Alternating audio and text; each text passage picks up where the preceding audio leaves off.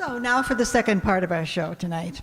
It'll be sort of a continuance of last month when we turned out all the lights and did a Halloween ghost thing that Andre is so good at. But this one, it'll be a little different. We won't be turning out those lights, and it'll be totally for laughs.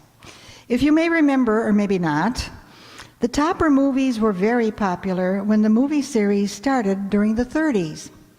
They were based on a novel by Thorne Smith, who, in 1926, created Cosmo Topper, a bumbling banker, and the ghost couple who lived, more or less, with him, George and Marion Kirby. He was the only one who could see and hear them, and when he'd respond to them, others around him believed, of course, that he was just a little bit daffy. The stars then were Cary Grant, Constance Bennett, and Roland Young. It wasn't until 1946 that radio picked up on this comedy, using it as a summer replacement for the Dinah Shore Show. Again, Roland Young wore the Topper role as an old suit with two lesser-known stars playing the Kirbys.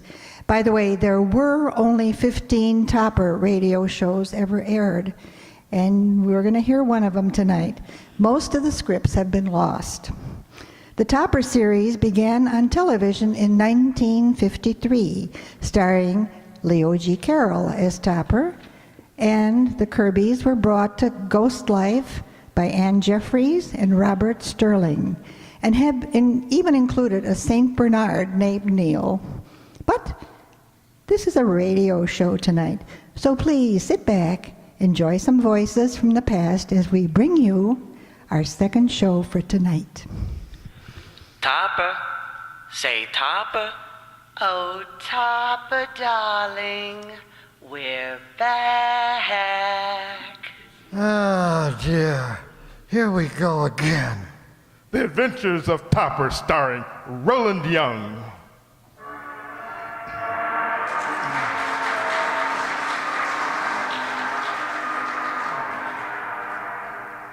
The Adventures of Topper is a new comedy series based on Thorne Smith's hilarious bestseller, Topper.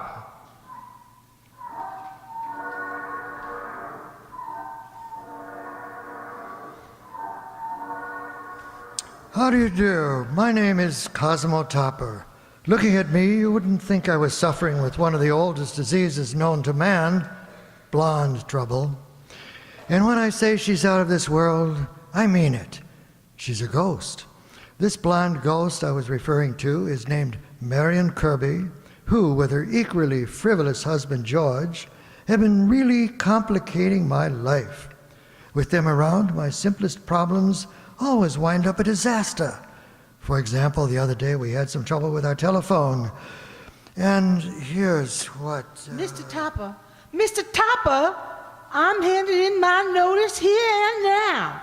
Why, Heliotrope, what's the matter? It's our telephone, Mr. Topper. It's on the blink. Oh, the telephone, oh yes. It's been out of order. But you wouldn't leave us for a little thing like that, would you? Little thing? Mr. Topper, I've got my social life to consider. That telephone means the difference between me being in bed at 9 or stopping at the Savoy. Oh, come now, the phone isn't that bad. There's just a slight buzzing sound. It don't ring the way it should, and the voices ain't clear. Well, I've already called the telephone repairman. Well, I hope he finds the trouble, and quick. He should.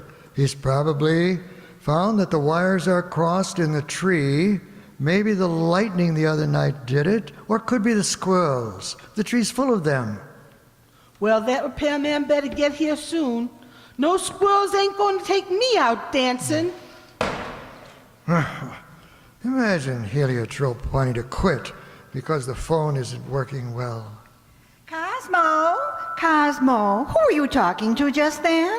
Oh, hello, Malveena. Nobody. Why? Well, every time I come upon you, suddenly you seem to be talking to someone, and there's no one there. Cosmo, do you feel well? Of course, dear. And another thing, every night lately I hear you talking in your sleep. Well, maybe you don't give me enough of a chance to talk when I'm awake. Cosmo, dear, please don't joke.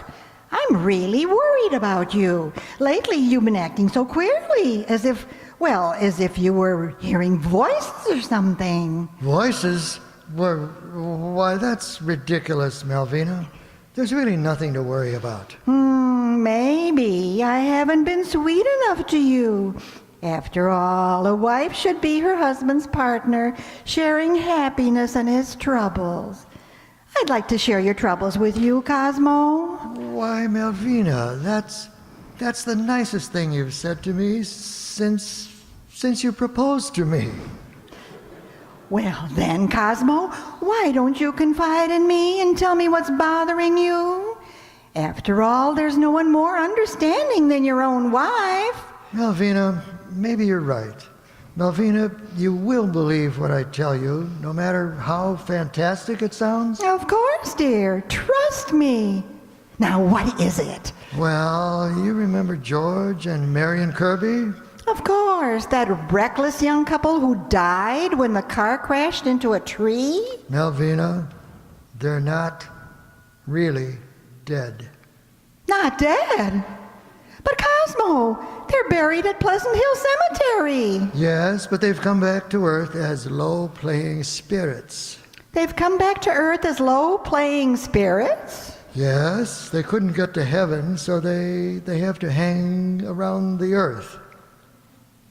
With you, Cosmo? Oh, yes. They made me their bosom companion. They made you their bosom companions? Unfortunately, yes.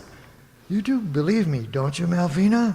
Why, yes, dear, of course.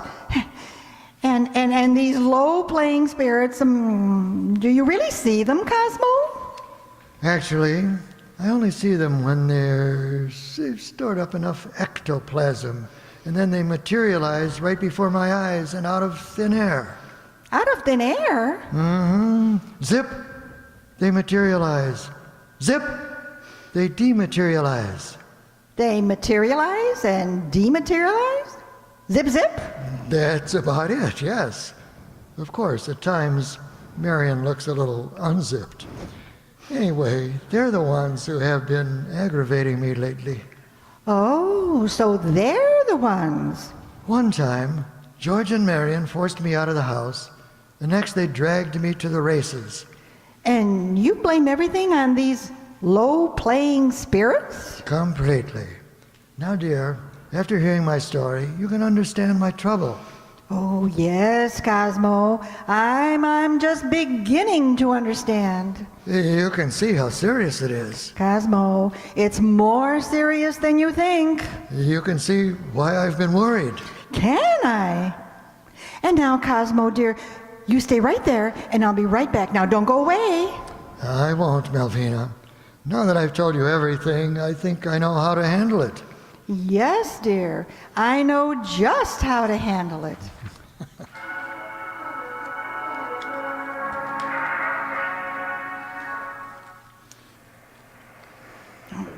I know, Dr. Schwarzkopf, this phone is a little out of order.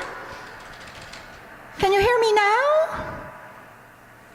Well, I think he hears noises. He sees things. He talks to himself. You'll take the case? Oh, thank you. Yes, I hear tell you're the best psychiatrist around here. Oh, I'll be sure not to tell him that you're coming. Yes, I understand. You want to observe him without arousing any mental resistance. Oh, you'll come at once? Good. Yes, of course. Oh, I'll be sure to keep him here until you arrive. Goodbye.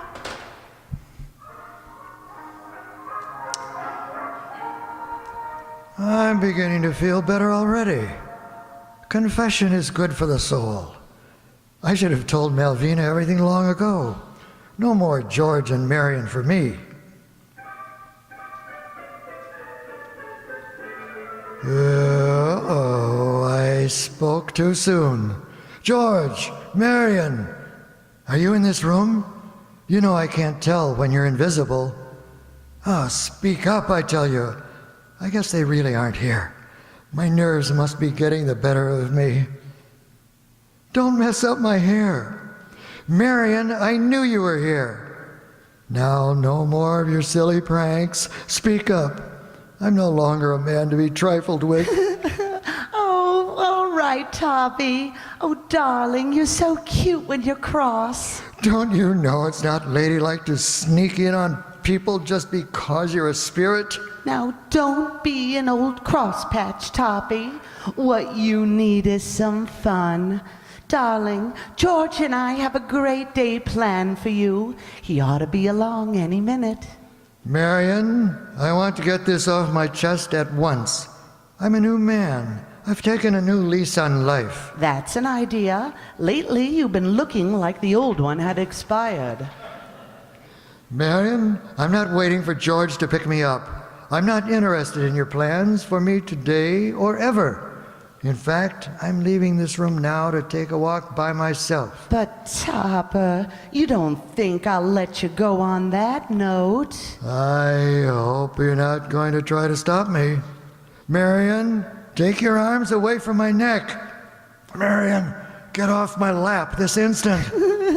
Toppy's getting angry. Toppy's getting angry. Marion, I forbid you to sit here, even if you are invisible. What if my wife should come in? Cosmo, I am in. Oh, Cosmo, you're talking to yourself again. Oh, my poor dear, so burdened down with care. Yeah, it's not the only thing I'm burdened down with. The best thing for me now would be if I could stretch my legs and take a short walk outside. A walk? Oh, no, Cosmo, you mustn't. Why not? Well, someone's coming. I mean, well, you look so comfortable in that chair.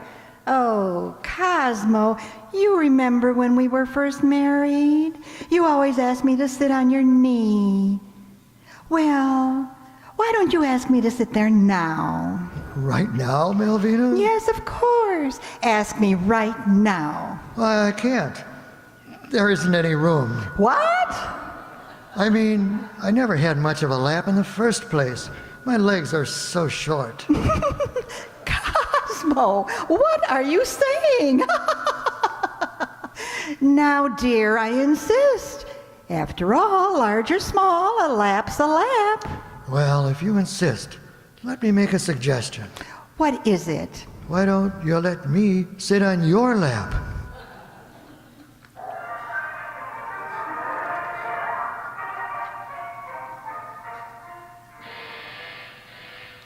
Heliotrope, if that's the telephone repairman, send him right in.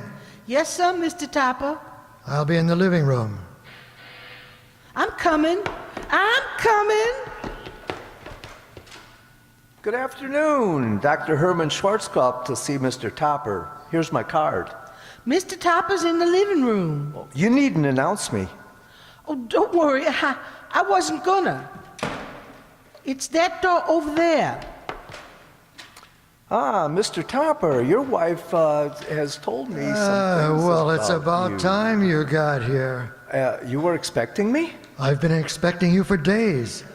Don't stand there. Go climb the tree. Climb the tree? Now, Mr. Topper, let's sit down calmly and discuss it. What seems to be the trouble? Well, it's my opinion that it's either been caused by the lightning or the squirrels. Personally, I lean toward the squirrels. Why is that? I think they're crossing my wires. Uh-huh. In other words, you definitely feel your wires are crossed. Either that, or I have a very loose connection. Well, in any event, you hold the little squirrels directly responsible for your present predicament? Undoubtedly. Tell me, have you ever seen these little squirrels at work? Not exactly. Uh-huh. Confidentially, I think they sneak around and work on my wires when I'm asleep. Definite manifestation of a persecution complex. What's that? Nothing at all. Now look here, my man. I don't see where all this talk is getting us. why don't you get your tools and get busy? Tools? Certainly. A hammer, monkey wrench? For the squirrels, Mr. Topper? Of course not. Stop gibbering like an idiot. Well, then what for? You know your business better than I do. I've probably got a screw loose someplace. That we can agree upon. Now, when were you first aware that something was wrong? Well, a few days ago, there was a distinct buzzing noise. It hurt my ears. Buzzing noise in your ears? Like a bee, perhaps? Not exactly. Well, certainly not like a squirrel, Mr. Topper. What has that to do with anything? The trouble is, when I hear the buzzing, I can't hear the voices. Voices? You hear voices, too? Oh, yes. The buzzing isn't all that bad. I can still sometimes hear the voices. Uh-huh. And what do these voices seem to be saying? What difference does that make? Well, just call it idle curiosity, Mr. Topper. Is there anything that all the voices have to say in common? Certainly. Hello and goodbye. Let's get to the trouble. Now, Mr. Topper, please calm yourself. Why, the last gentleman I dealt with not only had trouble with bells and buzzing, but he also saw lights going on and off. Is that right? Yes, he thought he was a pinball machine. That poor fellow must have been out of his mind. Definitely. Wartime hysteria, no doubt. I deeply sympathize with these people. Oh, you do? Oh, yes. Poor, unbalanced souls get my deepest sympathy. Well, shall we climb the tree now?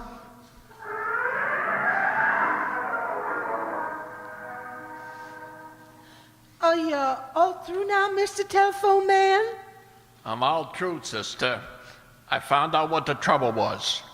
Now, tell me where I can find the boss of the house, and I'll make my report. Mrs. Topper's in the dining room. Oh, here she comes now. Mrs. Topper, there's a man here to see you.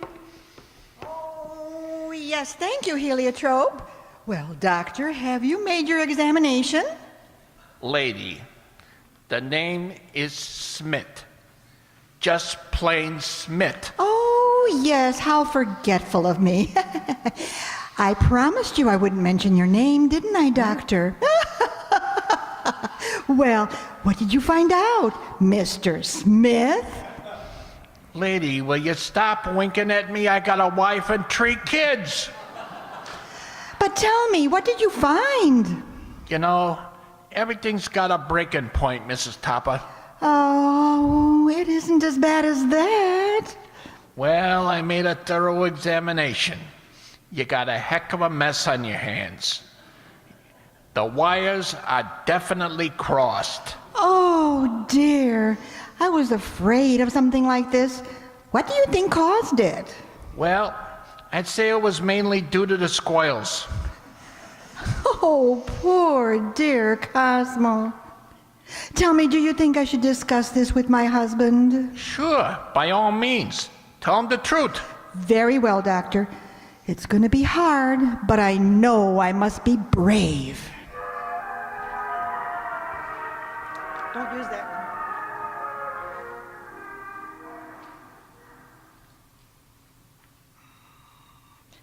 So you see, Cosmo, in view of all the evidence, it's obvious you're not quite well. After all, the psychiatrist examination this afternoon was very conclusive. You said a psychiatrist examined me and I didn't even know it? Yes, dear. And not only did I talk with him later, but I received his written report. Malveena, I feel I can't believe it. Well, Cosmo, did anyone else ever see those ghosts? Well, no, they didn't. Did anyone else ever talk to them? It would be tough to prove that. There, you see, Cosmo? Then all these things are figments of your imagination. Then I don't have wild evenings with dead people? Imagination, dear. And I didn't go to the races last week with George and Marion Kirby and win a lot of money? Imagination, dear. And Marion Kirby doesn't think I'm attractive and throw her arms around me? Imagination, darling. What has my imagination got that I haven't got? Malveena, supposing you're right, what are we going to do about it? Well, people who aren't well, they stop work for a while and they go away for a rest. To a sanitarium. To a sanitarium? Yes, dear. It's so quiet and private. There'll be no one there to disturb you. Privacy does have its advantages. I could use a good rest. But you haven't quite convinced me about the sanitarium. Well, of course, dear. I won't be with you. You convinced me. I knew you'd be reasonable, dear. Now, Cosmo, as the first step on your road to recovery is to face squarely the fact that you're not well. And what if I hear the voices again or see the ghosts? Well, if you do, dear, you must ignore it. You just say to yourself, I'm a sick man. I'm imagining things. I want to get well. Go ahead and practice. Very well, dear. I'm a sick man. I'm imagining things. I want to get well.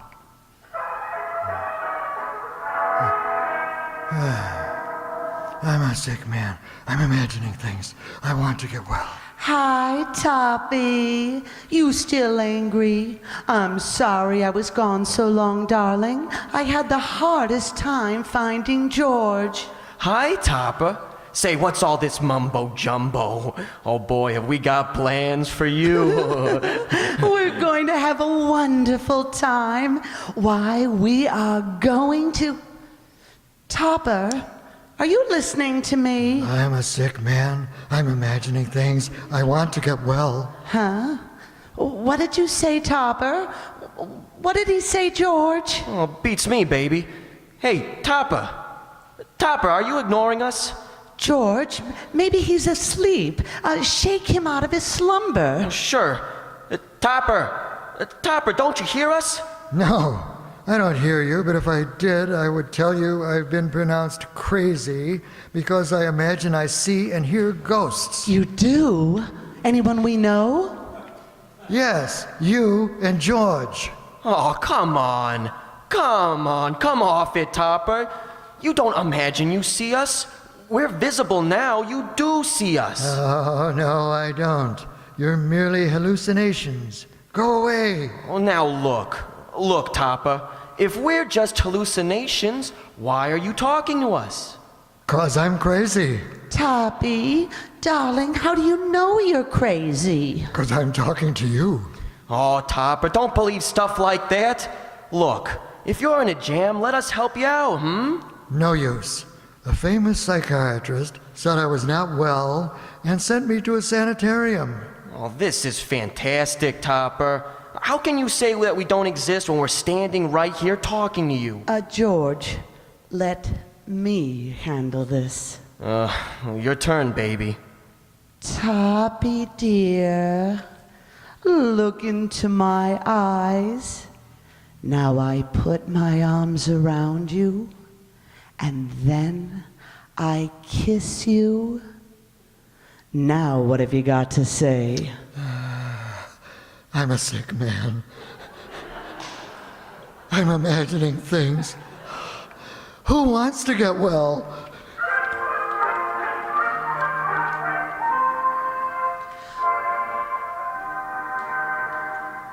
Poor old Toppy. George, he is in a terrible mess. And frankly, you're mainly to blame. You're always getting him into trouble. Me? Oh, you usually manage to get your pretty pan in the middle of things, darling. Why, George Kirby, you're the lowest low-playing spirit I know. How can you make an accusation like that? Oh, well, all right. What's the use arguing? The point is that if Topper's declared crazy, they're going to send him away. Now, just what are we going to do about it? Whatever we do, we'd better do it fast. Right. George, I overheard Mrs. Topper talking on the telephone a few minutes ago, and I heard that Dr. Schwarzkopf is bringing over the noted Viennese psychiatrist Gerhard Wilhelm Glockenspiel to examine Topper before they officially commit him. Another psychiatrist? Oh, what are they doing? Getting up a convention over Topper's mind? I've decided that when they get here, Topper won't be the only one under observation. We'll be in the room, invisible, and I have a plan.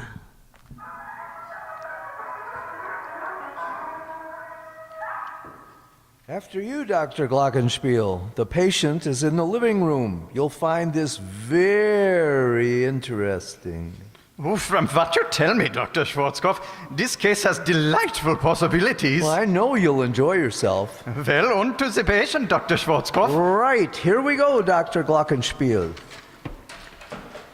Well, how's our patient this afternoon? Hey, Mr. Topper, I want to present my colleague, Dr. Gerhard Wilhelm Glockenspiel. He wishes to ask you a few questions. Oh, please, no more questions. I'm not well, and that's that. 1 moment, please. Let's not jump to any hasty conclusions. Please, I'm happier this way. Don't try to convince me I'm sane. That's what they were trying to do. Who are they? George and Marion, a couple of dead people I've been going around with lately. Oh, you see, Dr. Glockenspiel? Not only does he have buzzing, ringing, and voices, but now he's got dead people, too. Ah, a wonderful mind to think of it. Of course, now I realize they're hallucinations. George, I don't mind leaving, but Marion... Now there's a hallucination I hate to give up.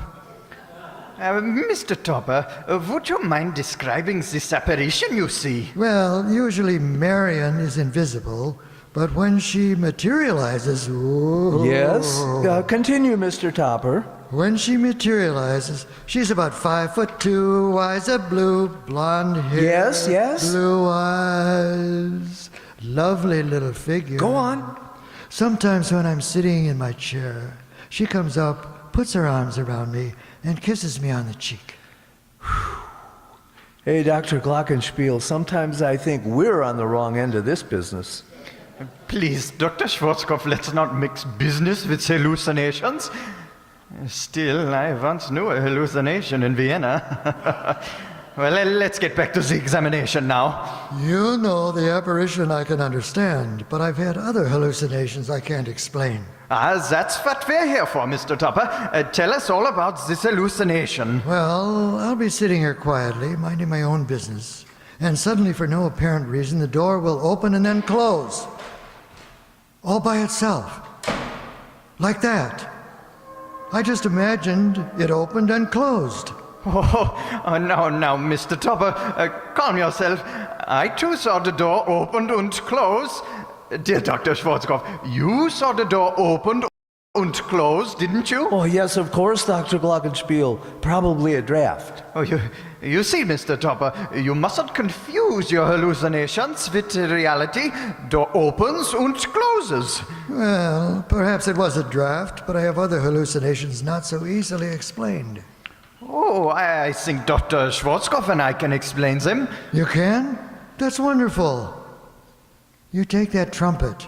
How did that trumpet get here? I thought it was in the attic. Oh, dear gentlemen, right now I see that trumpet. I imagine I see it playing all by itself. I don't suppose you hear it, do you? Mr. Topper, would you repeat that question? I said, Dr. Glockenspiel, did you hear the trumpet? Is the question, do I hear the trumpet? Well, Dr. Schwarzkopf, do you hear it? You tell me. No, I'm asking you. Oh, but I insist. After you, Dr. Glockenspiel. No, I actually think I hear nothing. Well, I too hear nothing. It's stopped now. Oh, thank heaven. Amen. See? You heard nothing. Well, that proves I'm not well. Anyone who hears these noises is obviously not well. Guess you may as well go, gentlemen. Excuse me, but I'm having the queerest hallucination now. The picture just came off the wall, and it's floating through the air. Floating in the direction of Dr. Glockenspiel's head. Oh! Gentlemen, I hate to bother you again, but I'm having another hallucination. Another one, Mr. Topper? Yes, I imagine that heavy chair is rising and floating through the air toward Dr. Glockenspiel's head. It's floating. Now it's just about to join the picture frame. Oh, you don't see it, do you, Dr. Glockenspiel? I don't see a thing. I insist I don't see a thing. Oh, I just remembered. I have another appointment. Good day, Mr. Topper. Oh, dear. You know what, Dr. Schwarzkopf? What? Now the chair seems to be going in the direction of your head. Oh, Glockenspiel, wait for me. Oh, Mr. Topper, we'll send you our bill in the morning. George, Marion. Well, Topper, you're finally convinced that we're not hallucinations, huh? George, don't talk to him. After the insult he has paid us, I don't want anything more to do with him. Well, that goes for me too, Topper. As far as you're concerned, we're quits. No, now Marion. Let's go, George. George, Marion. They're gone for good. No more excitement, no more fun. Oh dear, I'm going to miss them. Now what? Mr. Topper, your wife sent me in here to make my examination. Your examination? Oh, no you don't. I just had 2 examinations already. No, you don't understand. I just came to fix the... I don't care what you came to fix. I've taken enough abuse from Psychiatrist today. What's the matter with you, buddy? Are you nuts? Nuts? Crazy, am I? Well, that's the last straw.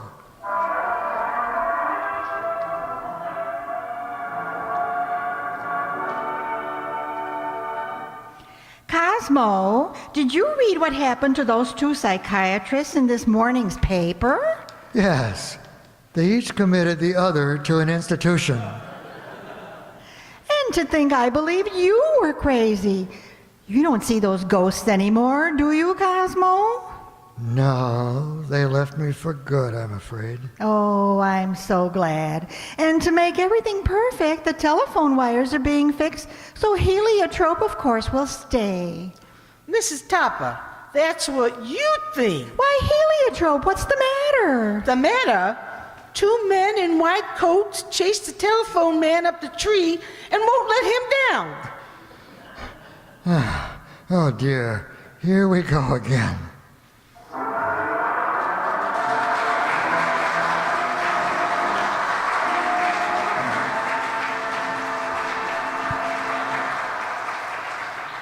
Be sure to come again next month to see and hear yet another presentation by the Riverside Township Radio Players, not in the little theater off Times Square, but in the big auditorium off Riverside Road. Let me now take great pleasure in introducing this month's cast. Topper tonight was neither Roland Young nor Leo G. Carroll, but our own Herb Thompson.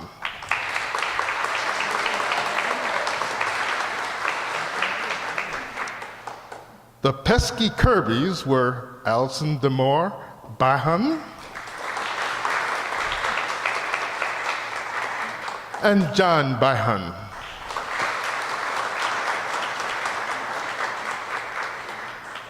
Taking on the role of Mrs. Topper was Ellie Babka.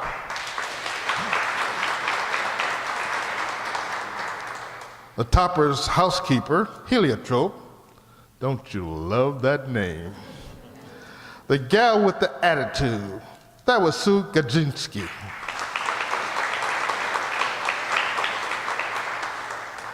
Adding to the confusion was the telephone repairman, Tom Duggan.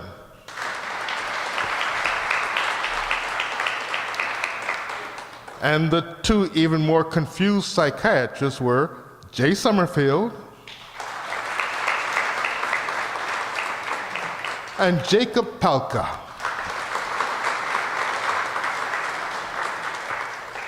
Coming in with the buzzing, the trumpets, the breaking glass, doors, and what have you, was our ever-talented sound guy, Marty McNulty.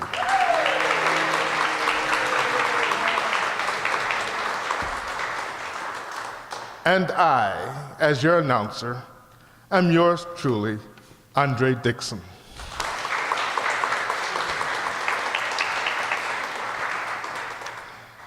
Be sure to come again next month, same time, same station, to see and hear yet another presentation by the Riverside Township Radio Players. Here to tell you a little more about it is December's director, John Gelsomino. John?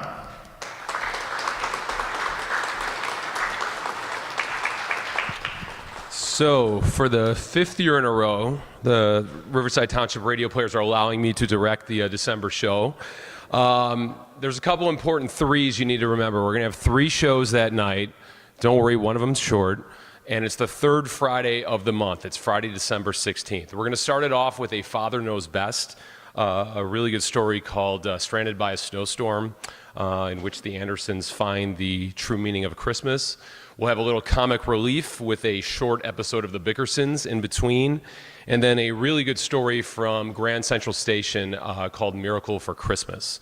So once again, I know it's a little bit off the normal pattern here, but the 3rd Friday of the month, December 16th, 4 weeks from today, we will be here. Hopefully you are too.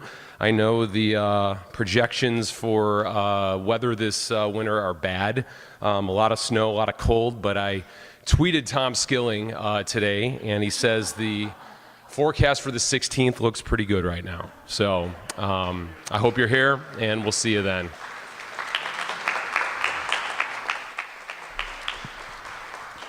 Again, we sincerely thank you for coming and helping bring back this theater of the mind. It's certainly a far cry from the visual entertainment world we're forced to have today. Isn't that true? We thank the Riverside Township for indulging us in these endeavors, and also extend our thanks to our 2 techs over there, John Gelsomino and Lorenzo Cordoba.